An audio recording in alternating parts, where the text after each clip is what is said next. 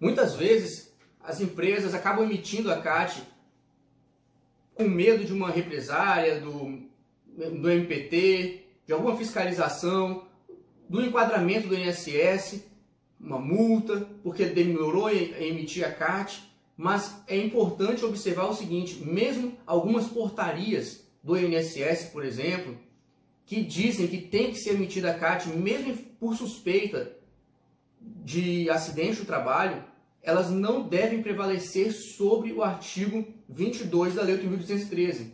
Essas portarias, elas não podem inovar, por isso entendemos que elas são ilegais. Então, não pode uma portaria, uma norma infralegal, se sobrepor ao que diz o artigo de uma lei, que justamente vem tratando já desse assunto, que só deve ser emitida a CAT para comunicar o acidente do trabalho.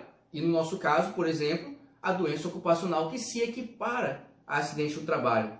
É importante observarmos, por exemplo, o artigo 23 da Lei 8.213, que ele diz assim: considera-se como dia do acidente, no caso de doença profissional ou do trabalho, a data do início da incapacidade para o exercício da atividade habitual, ou o dia da segregação compulsória, ou o dia em que for realizado o diagnóstico.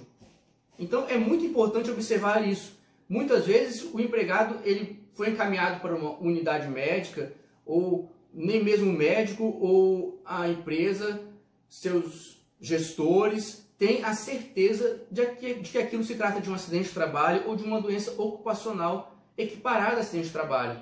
Então a empresa pode esperar o momento correto que ela tiver a certeza do diagnóstico para poder emitir a CAT. Então o prazo que diz o artigo 22 com relação à emissão da CAT só vai correr a partir do momento que existe a confirmação do diagnóstico. Então, a empresa teve a confirmação do diagnóstico, é um acidente de trabalho ou é uma doença realmente ocupacional equiparada a acidente de trabalho, a partir daí ela vai ter a obrigação de emitir a CAT, contando a partir do diagnóstico. Outra dúvida que surge muito é com relação ao artigo 169 da CLT, que ele diz assim: será obrigatória a notificação das doenças profissionais e das produzidas em virtude de condições especiais do trabalho, comprovadas ou objeto de suspeita de conformidade com as instruções expedidas pelo Ministério do Trabalho.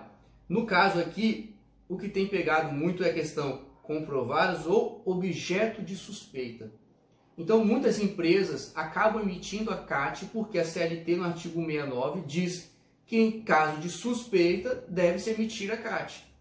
Mas é importante nós observarmos o seguinte: esse artigo 169 da CLT, ele foi trazido por uma lei ordinária anterior à Lei 8.213.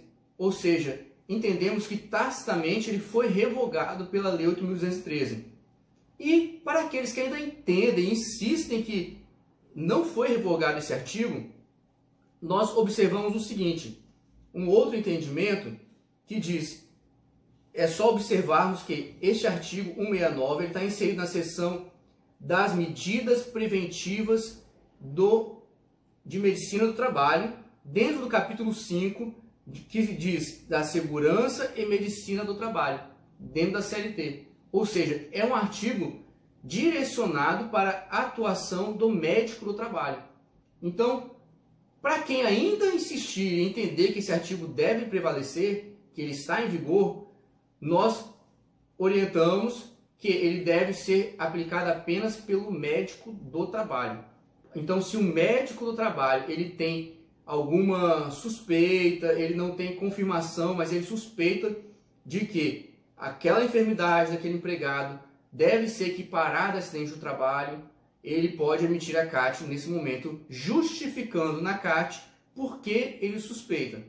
Isso é muito importante, que o médico vai justificar com meios técnicos da medicina por que ele entende que aquela CAT deveria estar sendo emitida naquele momento.